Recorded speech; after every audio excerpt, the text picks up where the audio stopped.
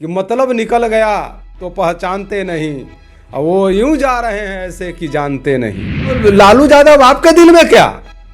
बिहार के शोषित उपेक्षित गरीब गुरबा अति पिछड़ा अकलियत दलित महादलित और ए टू जेड स्वर्ण गरीबों के दिल में बसते हैं, क्योंकि गरीबों का आवाज बनकर कोई उभरा था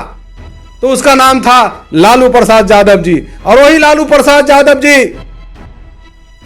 के पद चिन्हों पर चलने वाला अगर कोई व्यक्ति इस बिहार में है तो उसका नाम है मानवर तेजस्वी यादव जी। बोचहा में उपचुनाव होना है, ऐसे में हमारे साथ बातचीत करने के लिए हमारे साथ बने हुए हैं राजद के वरीय उपाध्यक्ष है और कुढ़नी से वर्तमान में विधायक है और राज्यसभा के पूर्व सांसद रह चुके हैं डॉक्टर अनिल सहनी से बात करेंगे। आखिर जिस तरह से होली के दिन इतने बड़े तोहफे मुकेश सहनी को मिला कि जिंदगी में आज तक ऐसा तोहफा किसी दल ने किसी नेता को नहीं दिया होगा, क्योंकि जिस दिन भाईचारे की दिन होती है, दो आपसी मतभेदों को मिला करके दिलों का मेल होता है, होली रंगों का त्यौहार यानी कि भाईचारों का त्यौहार होती है, उस दिन ही मुकेश सहनी को एक बड़ा झटका दिया गया है। इसी पर बात करने के लिए, और हालांकि मुकेश सहनी ने पहले भी इस तरह का आरोप लगाते रहे कि जो नेता प्रतिपक्ष तेजस्वी यादव है, राजद के जो नेता है, बिहार के कमान संभाले हुए हैं, उन पर खंजर भोंकने का बीते 2020 के विधानसभा चुनाव के प्रेस कॉन्फ्रेंस जब वो कर रहे थे तो उनने आरोप लगाया था। अब हमारे साथ अनिल सहनी है, ये भी सहनी समाज में अपनी पकड़ रखते हैं। डॉक्टर अनिल सहनी, क्या लग रहा है आप पर, पार्टी पर जो आरोप लग रहा था कि आप लोगों ने खंजर भोंकने का काम किया पिछड़े के बेटे के साथ, और इस बड़े तोहफा भारतीय जनता पार्टी ने दिया है आपके ही समाज से जो है, क्या कुछ कहना इस पर प्रतिक्रिया आपकी? देखिए, जहाँ तक होली के समय में जो तोहफा उनको मिला है, वह तोहफा उन्हीं को पता चल रहा होगा कि आज तक भाजपा और आरएसएस का ये एजेंडा रहा है कि छोटे छोटे दल हो या छोटी छोटी जाति हो, छोटे छोटे समाज वर्ग हों, उनको सिर्फ अपमानित करने का काम अगर किसी द्वारा किया जाता रहा है तो उसका नाम है एनडीए और भाजपा की सरकार। इसी का शिकार हुए हैं हमारे छोटे भाई मुकेश सहनी जी। आपने बोला कि होली के दिन ऐसा तोहफा, तो तोहफा क्या दिए हैं वो, और तोहफा उनको क्या मिला है? मैं तो बराबर कहता रहा हूँ कि एनडीए वाले और भाजपा और आरएसएस का एजेंडा रहा है कि मतलब निकल गया तो पहचानते नहीं, और वो यूं जा रहे हैं ऐसे कि जानते नहीं। दूसरा मतलब निकल गया, जब उनको सरकार बनाना था बिहार में, तो इनके पार्टी से जो 4 गो जीत के आया था, उनके माध्यम से जो है सो बिहार में सरकार बनी। आज जो है सो किस प्रकार से इनको तिरस्कार कर बोचहा विधानसभा उपचुनाव में महागठबंधन जो इसका जो है सो एनडीए का जो गठबंधन था, उस धर्म को तोड़कर, और किस प्रकार से भाजपा ने अपना उम्मीदवार वहां दिया है, या किसी से जग जाहिर है। अब इनको सोचना चाहिए, जो अब बोल रहे हैं कि हमारे लालू यादव हमारे दिल में बसते हैं, तो दिल में वो तो लालू यादव आपके दिल में क्या? बिहार के शोषित उपेक्षित गरीब गुरबा अति पिछड़ा अकलियत दलित महादलित और ए टू जेड स्वर्ण गरीबों के दिल में बसते हैं, क्योंकि गरीबों का आवाज बनकर कोई उभरा था तो उसका नाम था लालू प्रसाद यादव जी। और वही लालू प्रसाद यादव जी के पद चिन्हों पर चलने वाला अगर कोई व्यक्ति इस बिहार में है तो उसका नाम है मानवर तेजस्वी यादव जी। और वो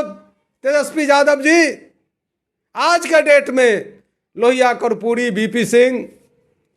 जयप्रकाश नारायण, गांधी, अंबेडकर के राह पर चलकर इस देश को बताना चाहते हैं कि इस देश में किस प्रकार से लोकतंत्र का जो हत्या करने का जो साजिश किया जा रहा है, गरीबों को दबाने का जो साजिश किया जा रहा है, उस पर हमारे नेता और देश के युवा तुर्क नेता मानवर तेजस्वी यादव बराबर लड़ाई लड़ रहे हैं। अब तो उन्हें भारतीय जनता पार्टी ने बोचहा उपचुनाव के लिए अपना कैंडिडेट भी घोषित कर दिया है।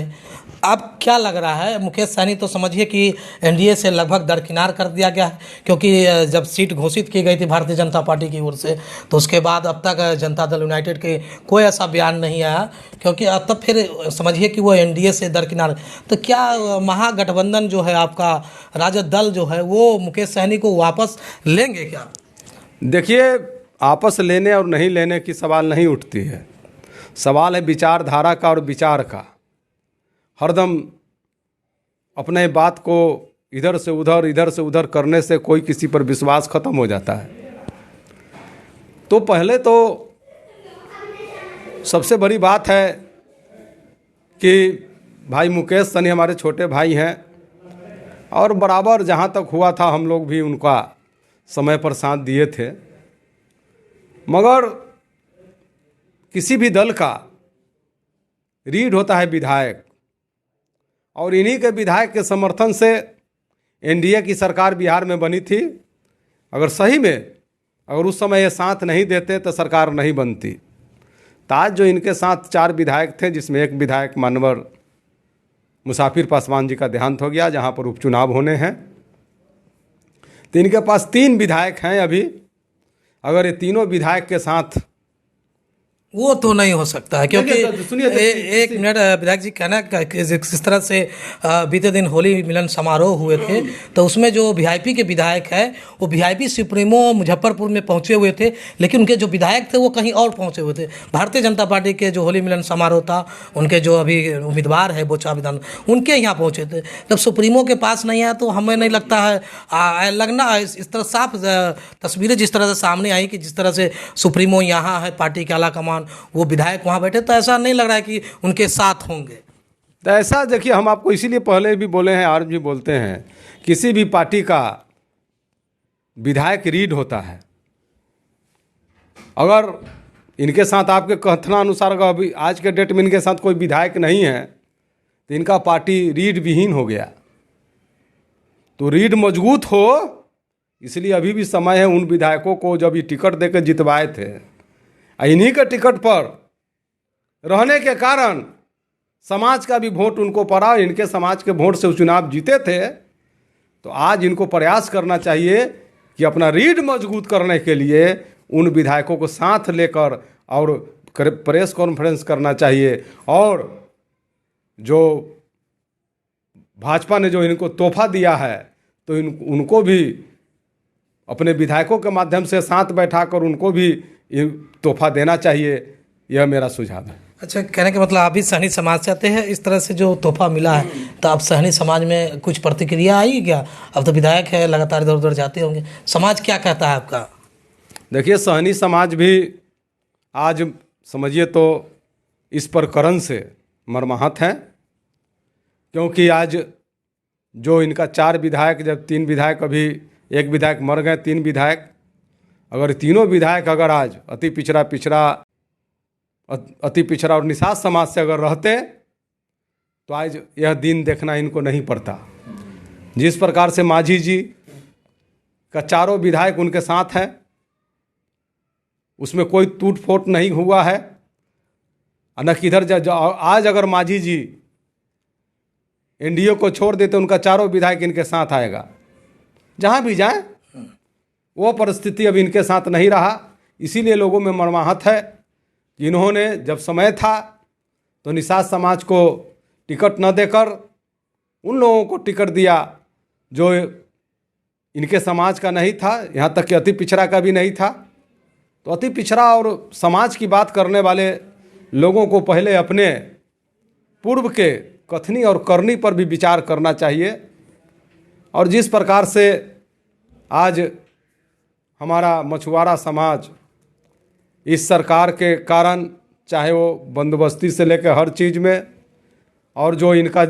रोजी रोटी और परंपरागत मछुआरा समाज का जो समस्या था, आज 1.5 साल से ऊपर इस सरकार को होने जा रहा है, बिहार सरकार को, और उसमें मंत्री रहते हुए भी किसी प्रकार का इनका नहीं चलना। तो हमारे 2 मंत्री इस नीतीश सरकार में हैं, एक मदन सहनी और हमारे एक मुकेश सहनी। एक तो मंत्री मदन सहनी इस्तीफा भी दे दिए थे कि हमारा चपरासी भी बात नहीं सुनता है, और दूसरा मुकेश सहनी खुद दूसरे अपना पार्टी बना के चला रहे थे, उसके माध्यम से ही एमएलसी बने थे और ये जो है सो मंत्री बने थे।